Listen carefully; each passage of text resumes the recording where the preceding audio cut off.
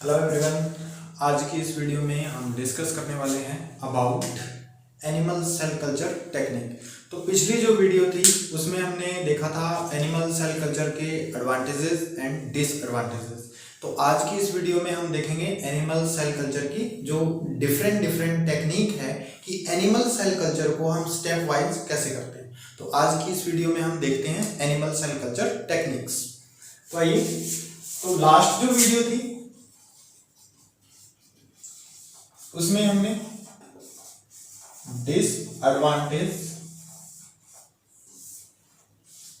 ठीक है, और advantage of animal tissue culture के बारे में पढ़ा था, जो बहुत ही इंपॉर्टेंट टॉपिक है। ठीक है, जो हमारा बीएससी सिलेबस है उसके अंदर बहुत बार ये पूछा जा चुका क्वेश्चन है कि एडवांटेजेस क्या है एनिमल टिश्यू कल्चर की एंड डिसएडवांटेजेस क्या है। ठीक है, तो इसके बारे में आप जरूर देख लेना एक बार। अगर आपने अभी तक उस वीडियो को नहीं देखा है तो इस वीडियो के डिस्क्रिप्शन में आपको उसका लिंक मिल जाएगा, तो आप उसको जरूर देखें। ठीक है, तो एनिमल टिश्यू कल्चर टेक्निक्स क्या क्या है। सबसे पहले एनिमल सेल के बारे में हम जानेंगे कि एनिमल सेल क्या है। ठीक है, एनिमल सेल को कल्चर करवाना इतना आसान नहीं है। जब हम किसी भी एनिमल सेल को कल्चर करवाते हैं तो उसको कल्चर करवाने में बहुत सारी दिक्कत आती है, क्योंकि एनिमल सेल कैसी है, मोर्टल सेल है। ठीक है, मोर्टल सेल, तो इसकी लाइफ स्पान जो है एनिमल सेल का वो कैसा होता है, बिल्कुल कम होता है। तो मोर्टल सेल है, इसके लिए जो मोर न्यूट्रिटिव मीडिया की जरूरत पड़ती है हमें। ठीक, इसको कल्चर करवाने के लिए हमें मोर न्यूट्रिटिव मीडिया की जरूरत पड़ती है, क्योंकि एक मोर्टल सेल है। तो किसी भी एनिमल सेल को कल्चर करवाना इतना आसान नहीं है। तो एनिमल सेल एक मोर्टल सेल है। तो एनिमल सेल एक मोर्टल सेल है, हम इसको सिंपली ग्रो नहीं करवा सकते। कैसे नहीं करवा सकते? एनिमल सेल जो है मोर्टल सेल, ठीक है, जिसको हम बोल देते हैं मोर्टल सेल। इसका जो लाइफ स्पान है वो थोड़ा सा लॉन्गर तो है, but after that it can be death, ये डेथ हो जाएगी इसकी। तो इसको हम नॉर्मली ग्रो नहीं करवा सकते, जैसा हम पीछे करवा रहे थे प्लांट सेल को। ठीक है, जैसा हम प्लांट सेल को ग्रो करवा रहे थे वैसा हम इसको ग्रो नहीं करवा सकते सिंपली। सो बैक्टीरियल सेल, ऐसा ही हम बैक्टीरियल सेल को ग्रो करवा रहे थे, उनके अंदर फटाफट से डिवीजन हो रही थी और ग्रोथ हो रही थी। ठीक है, सेल का जो मल्टीप्लिकेशन है इसमें हो रहा था, क्योंकि ये इमोर्टल तो हम इसको नहीं बोल सकते, बट इनका जो लाइफ स्पान था वो लॉन्गर था, इसलिए वो फटाफट से क्या हो रहे थे, डिवाइड हो रहे थे। तो इनके जैसी सेल ये बिल्कुल नहीं है, ये कैसी है, मोर्टल सेल है। एनिमल जो टिश्यू है या सेल है वो मोर्टल है। हमने एडवांटेज में भी देखा था, ये डिसएडवांटेज में भी देखा था, जो ऑर्गन कल्चर है। ऑर्गन कल्चर के बारे में हमने एक लाइन देखी थी, इसका जो लाइफ स्पान होता है वो कैसा होता है, बिल्कुल छोटा होता है। ठीक है, तो हम एनिमल सेल को ग्रो करवा तो सकते हैं, but we can grow them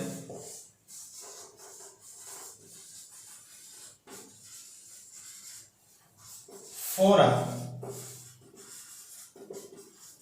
limited time or for limited generation। ठीक है, या तो हम लिमिटेड टाइम तक इसको ग्रो करवा सकते हैं या फिर लिमिटेड जनरेशन तक ही इसको ग्रो करवा सकते हैं, क्योंकि उतने टाइम तक ही हम इसको लाइव रख सकते हैं। एनिमल सेल को उतने टाइम तक हम इसको लाइव रखेंगे, उतने टाइम तक ही ये क्या करेगी, ग्रो करेगी। ठीक है, तो डिफरेंट जो एनिमल सेल्स हैं वो डिफरेंट टाइप से ग्रो होती है। कुछ एक सेल ऐसी भी हैं जिनके अंदर न्यूट्रिएंट मीडिया में हम उनको ग्रो करवा ही नहीं सकते। फॉर एग्जांपल नर्व सेल, क्योंकि वेरियस सेल में एक नर्व सेल भी आती है जिसको हम ग्रो नहीं करवा सकते, क्योंकि ये एक ऐसी सेल है ह्यूमन बॉडी में जो ह्यूमन बॉडी को क्या करती है, इंपल्स सेंड करती है। इंपल्स यानी कि मैसेज सेंड का काम किसका है, नर्व सेल का है। तो इस सेल के अंदर सेंट्रियोल्स वगैरह नहीं होते हैं, ठीक है, इस सेल के अंदर सेंट्रियोल्स वगैरह फाउंड नहीं होते, इसलिए ये न्यूट्रिएंट मीडिया में डिवाइड नहीं कर सकती और ग्रो भी नहीं हो सकती, ठीक है। अगर इसके अलावा हम देखें fibroblast, areolar connective tissue, areolar connective tissue का जो फाइब्रोब्लास्ट है जो डर्मिस में फाउंड होता है, वो कुछ सेवरल जनरेशन तक हम उसको ग्रो कर सकते हैं, सेवरल जनरेशन तक हम क्या कर सकते हैं, उसको ग्रो करवा सकते हैं, कुछ एक जनरेशन तक, ठीक है, कुछ एक जनरेशन तक, लिमिटेड जनरेशन, इसकी जनरेशन भी क्या रहेगी, लिमिटेड रहेगी, और उस लिमिटेड जनरेशन तक क्या करवा सकते हैं, हम उसको ग्रो करवा सकते हैं। जो फर्स्ट था उसके अंदर हमने नेचर ऑफ एनिमल सेल की बात की थी, ठीक है, जब भी हमने मोर्टल इमोर्टल की बात की, ये एनिमल सेल कैसे ग्रो हो सकती है, तो नेचर ऑफ एनिमल सेल उनकी हमने बात की थी। अब हमारा जो सेकंड टॉपिक आता है वो आता है कॉन्टैक्ट इनहिबिशन। अच्छा, कॉन्टैक्ट इनहिबिशन क्या होता है, जो एनिमल सेल है, एनिमल सेल है, टिश्यू है, ऑर्गन है, वो ग्रो तो करेंगे, आर्टिफिशियल विवो या विट्रो मीडियम में ग्रो तो करते हैं, बट उनका क्या होता है, एक स्पेसिफिक साइज होता है, एक स्पेसिफिक साइज तक ही ग्रो करेंगे।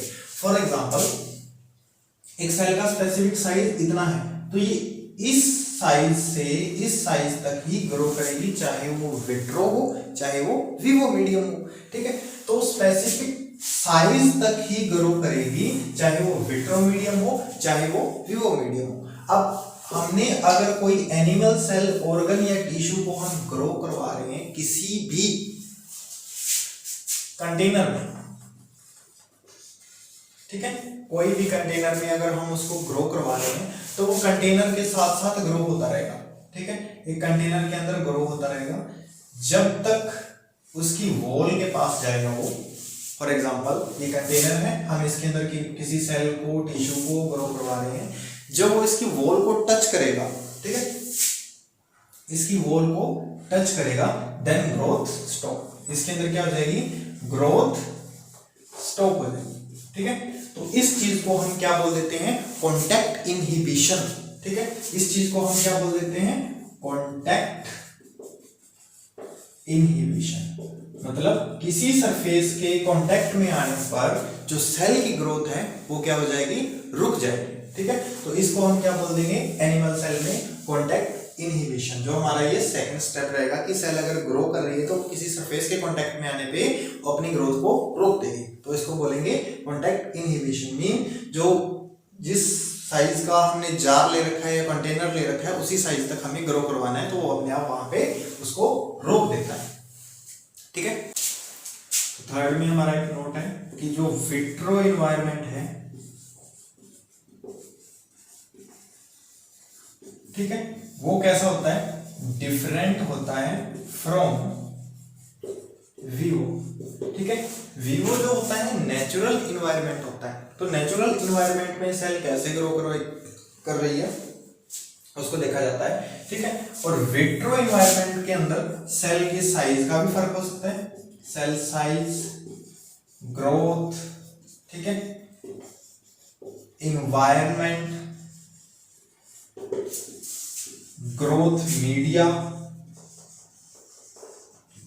इन सभी चीजों का क्या मिलेगा, डिफरेंस मिलेगा जब भी किसी सेल को हम विट्रो एनवायरनमेंट में ग्रो करवाते हैं, ठीक है। क्योंकि विवो के अंदर तो नेचुरली सेल को ग्रो करना है, तो वो 3D शेप बनाएगी, कैसा बनाएगी वो उसके ऊपर डिपेंड करता है, ठीक है। तो यहाँ पे सेल को विवो एनवायरनमेंट के अलावा विट्रो में ग्रो करना है, ठीक है। विट्रो के अंदर ग्रो करना है तो सेल का साइज, ग्रोथ, एनवायरनमेंट और ग्रोथ मीडिया ये क्या हो सकते हैं, डिफर हो सकते हैं अकॉर्डिंग टू विवो, तो उनका डिफरेंट हार्मोनल कैरेक्टर भी हो सकता है,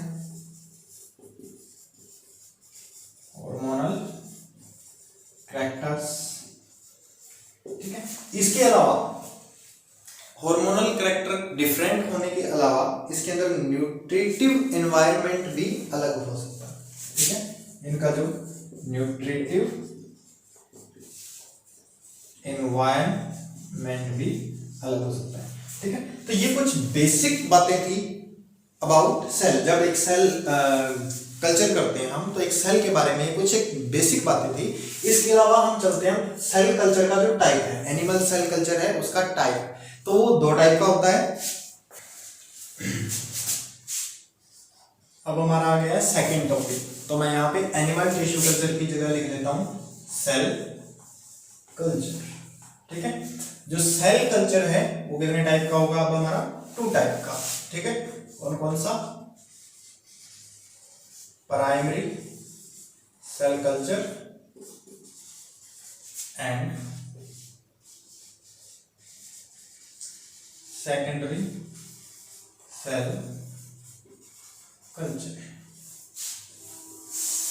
primary cell culture and secondary cell culture, ठीक है। किसके बेस पे डिफरेंस किया गया है इनके अंदर, on the basis of source of cell, कि सेल का सोर्स क्या है, उसके बेसिस के ऊपर सेल्स का जो कल्चर है दो डिफरेंट बता दिए गए हैं, primary cell culture and secondary cell culture. जो सेकेंडरी सेल कल्चर है वो प्राइमरी से ही होता है, तो इसको हम आगे रीड करेंगे थोड़ा सा। तो सबसे पहले देखते हैं प्राइमरी सेल कल्चर मेथड क्या है, प्रिपरेशन कैसे करना है। प्राइमरी सेल कल्चर को जब हम प्रिपेयर करते हैं कैसे करना है प्रिपरेशन,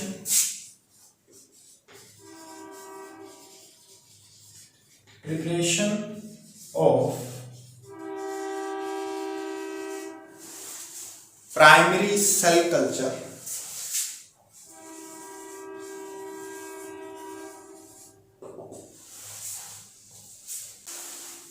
तो प्राइमरी सेल कल्चर को प्रिपेयर करने का मेथड क्या क्या होगा, तो सबसे पहले फर्स्ट आइसोलेशन ऑफ एक्सप्लांट, ठीक है। सबसे पहले एक्सप्लांट का आइसोलेशन करना है। तो एक्सप्लांट का मीन यहाँ पे ये है कि हम जिस भी सोर्स से, जहां से हमने किसी सेल को ग्रो करना है वो सोर्स होगा हमारा एक्सप्लांट, ठीक है। तो हमने आइसोलेशन करना है सबसे पहले एक्सप्लांट का, तो क्या क्या स्टेप रहेंगे उसके अंदर। फर्स्ट स्टेप में आ गया हमारा आइसोलेशन ऑफ एक्सप्लांट, उसके अंदर भी हमारे कौन कौन से स्टेप रहेंगे वो देखते हैं हम सबसे पहले।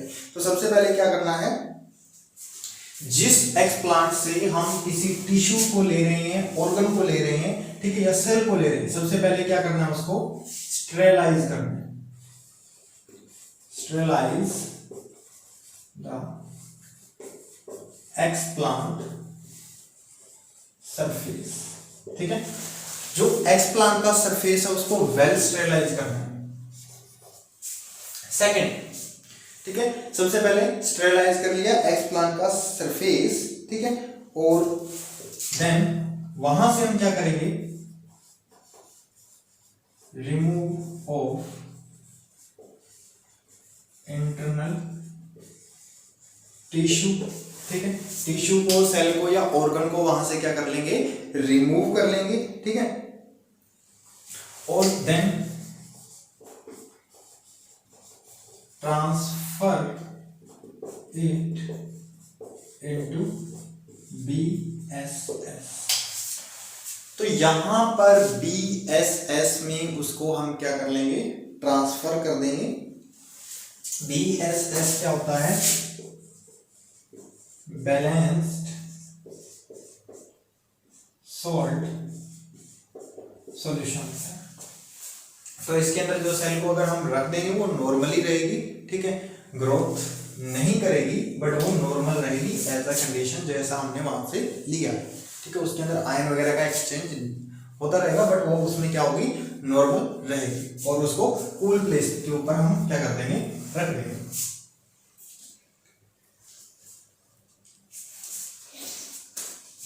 तो बैलेंस साल्ट सॉल्यूशन में उसको क्या कर देंगे, स्टोर इन रेफ्रिजरेटर,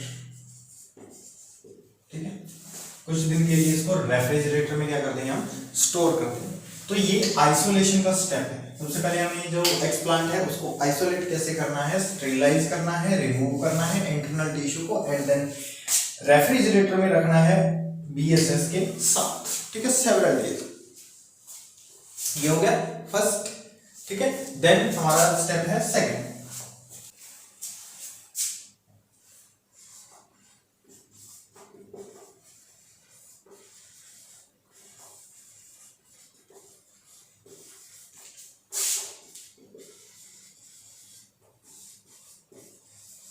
डिसएग्रीगेशन करना है टिश्यू और सेल का। जब हम किसी टिश्यू को या सेल को रिमूव करते हैं, हो सकता है उसके साथ कुछ एक सेल और आ जाए, तो इसके लिए हमें क्या करना है, क्योंकि वो सेल्स क्या है, एक दूसरे के साथ में चिपकी हुई है, टिश्यू के साथ भी दूसरी सेल कुछ चिपकी हुई होती है, तो उसको हमें डिसएग्रीगेट करना क्या है, जरूरी है, ठीक है। तो हम डिसएग्रीगेट कैसे करेंगे, तो इसके लिए कुछ केमिकल मेथड्स भी हैं, मैकेनिकल मेथड्स भी हैं, दोनों तरीके के मेथड है। तो आइए हम दोनों मेथड को ही देख लेते हैं।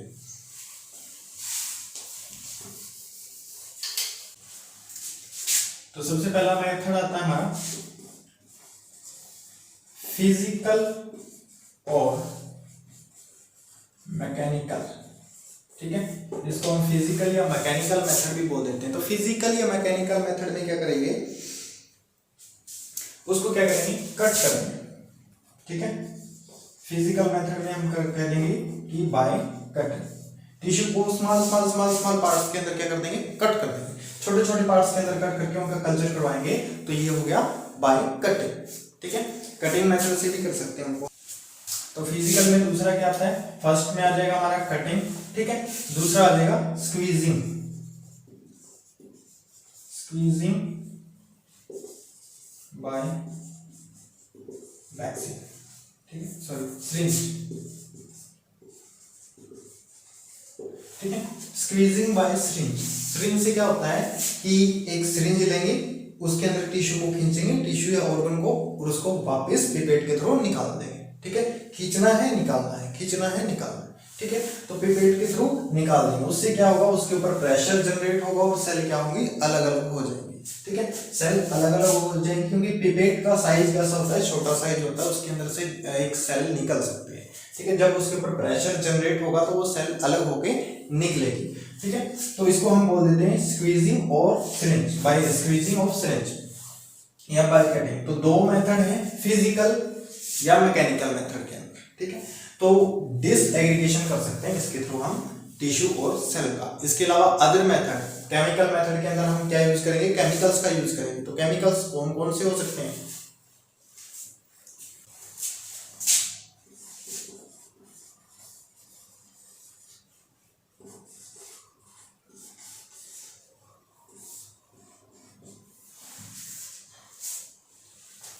तो इसमें नेक्स्ट आता है हमारा एंजाइम, ठीक है। तो इसमें क्या करेंगे, डिसएग्रीगेशन करेगा ये, disaggregation of tissue bye proteolytic enzyme, ठीक है। प्रोटियोलाइटिक, प्रोटियोलाइटिक मींस कि सेल को प्रोटेक्ट करके ही रखता है एक तरीके से, कि सेल को अलग अलग तो कर देगा बट इन एंजाइम का सेल के ऊपर कोई नुकसान नहीं होगा, ठीक है। तो प्रोटियोलाइटिक एंजाइम कौन कौन से होंगे, ट्रिप्सिन, कोलेजिन्स, ट्रिप्सिन,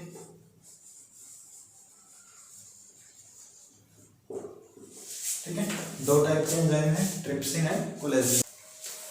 जो ट्रिप्सिन एंजाइम की अगर हम बात कर रहे हैं तो ये मोस्ट यूज्ड एंजाइम है, मोस्ट यूज्ड।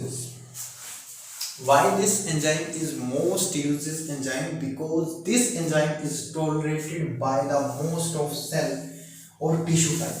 बहुत सारी सेल्स हैं, सॉरी बहुत सारी जो सेल्स हैं या टिश्यू है वो इस एंजाइम को क्या कर लेते हैं, टॉलरेट कर लेते हैं, और इसीलिए इस एंजाइम को यूज किया जाता है, ठीक है। इसके अलावा भी है और दूसरा जो एंजाइम है कोल्जिन्स, तो ये फाइब्रस टिश्यू,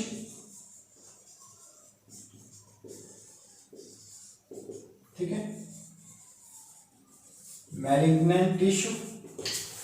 इन टिश्यूज को अलग करने के लिए, इन टिश्यू या सेल को अलग करने के लिए इसका यूज किया जाता है, ठीक है। फाइब्रस, मैलिग्नेंट, इसके अलावा भी एक टिश्यू है बहुत इंपॉर्टेंट, एपिथेलियम, ठीक है। Fibrous tissue, malignant tissue, epithelium tissue, इनको अलग करना है तो कोलाजिन्स का यूज होगा, ठीक है। कोलाजिन्स एंजाइम है, इसका यूज किया जाएगा क्योंकि ट्रिप्सिन कॉमन है, मोस्ट ऑफ सेल इसको तो क्या कर सकती है, टॉलरेट कर सकती है, तो इसको तो कॉमनली हम यूज कर ही सकते हैं। कोलाजिन्स एक स्पेशल है, तो फाइब्रस टिश्यू, मैलिग्नेंट टिश्यू और एपिथेलियम टिश्यू को अगर हमने सेपरेट करना है तो कोलाजिन्स का यूज। इसके अलावा जो दूसरे एंजाइम्स हैं जैसे इलास्टेज, म्यूकेज,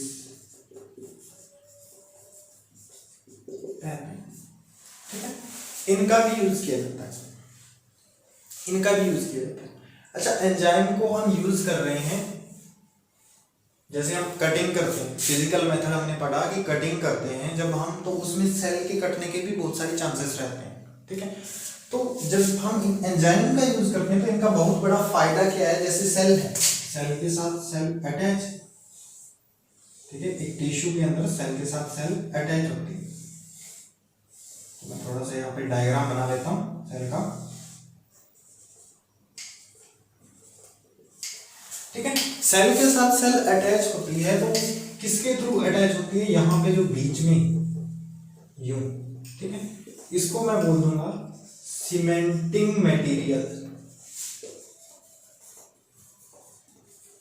ठीक है, सीमेंटिंग मटेरियल। तो भाई एंजाइम का सीधा सा काम है इस सीमेंटिंग मटेरियल को क्या कर देंगे, डिग्रेड कर देंगे, इसको रिमूव कर देंगे। जब इस सीमेंटिंग मटेरियल को रिमूव करेंगे तो सेल एक दूसरे को अट्रैक्ट नहीं करेगी, वो सेल आपस में एक दूसरे के साथ जुड़ी हुई नहीं रहेगी, वो क्या हो जाएंगी, सारी की सारी आपकी सेल अलग अलग हो जाएंगी। तो इसके थ्रू क्या कर सकते हो, आप सेल को वॉश कर सकते हो, देन उनको कल्चर करवा सकते हो, ठीक है। इसके बाद हमें क्या करना है, सेल को सिंपली क्या करना है, वॉश करना है, देन कल्चर मीडियम में लेके जाना है, ठीक है। देन सेल क्या हो गई, सारी की सारी सेल हमारी सेपरेट हो गई। सेपरेट होने के बाद क्या करना है, उसका सिंपल सा यूज है, कल्चर में लेके जाएंगे, कल्चर मीडियम के अंदर लेके जाने के बाद उनको हम ग्रो करवा लेंगे, ठीक है। तो ये सिंपल मेथड था एंजाइम फिल्टर का।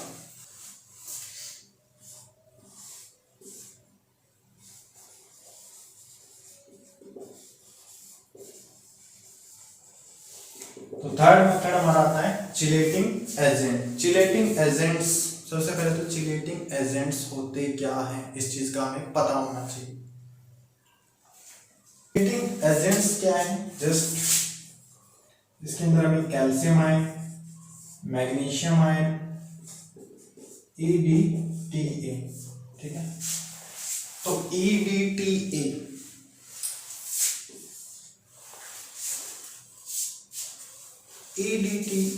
इसका यूज किया जाता है सेल को कल्चर करने के अंदर, ठीक है। सेल को क्या करके रखते हैं, बैलेंस करके रखते हैं, ठीक है। सेल को क्या करके रखते हैं, बैलेंस करके रखते हैं। तो भैया मैं आपको यहाँ पे EDTA की फुल फॉर्म नहीं बताऊंगा, ये काम आपका है, कमेंट सेक्शन में आप इसकी फुल फॉर्म बताइए मुझे, ठीक है। EDTA छोटा सा काम आपके लिए सिंपल। EDTA क्या करता है, कैल्शियम और मैग्नीशियम आयन को आयन के थ्रू, ठीक है, सस्पेंशन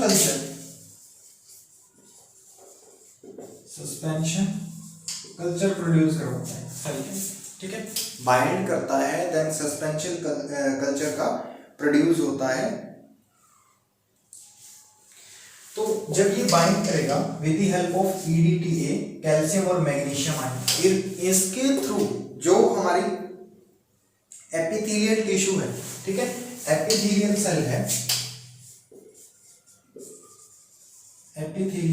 सेल है, उनकी जो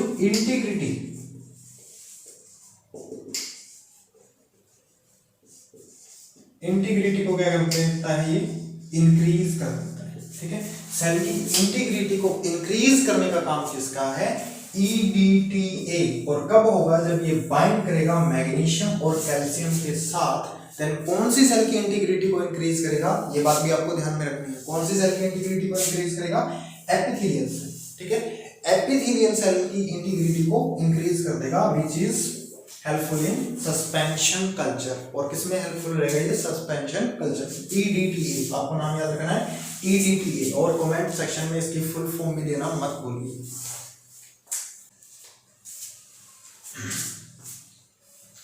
तो आज की वीडियो में आपके लिए सिर्फ इतना ही। अगर वीडियो आपको बहुत अच्छी लगी है तो लाइक करें, कमेंट करें, ठीक है, और शेयर करें अपने फ्रेंड के साथ। अगर आप इससे रिलेटेड और वीडियो चाहते हैं तो हमें कमेंट सेक्शन में जरूर बताएं। नेक्स्ट वीडियो जो होगी हमारी वो होगी type of primary cell culture, कि cell culture, primary cell culture है वो कितने टाइप का होता है, ठीक है। तो उससे रिलेटेड हम आपके पास सेकंड वीडियो लेके आएंगे। तब तक के लिए आप इस वीडियो को ज्यादा से ज्यादा प्यार दीजिए।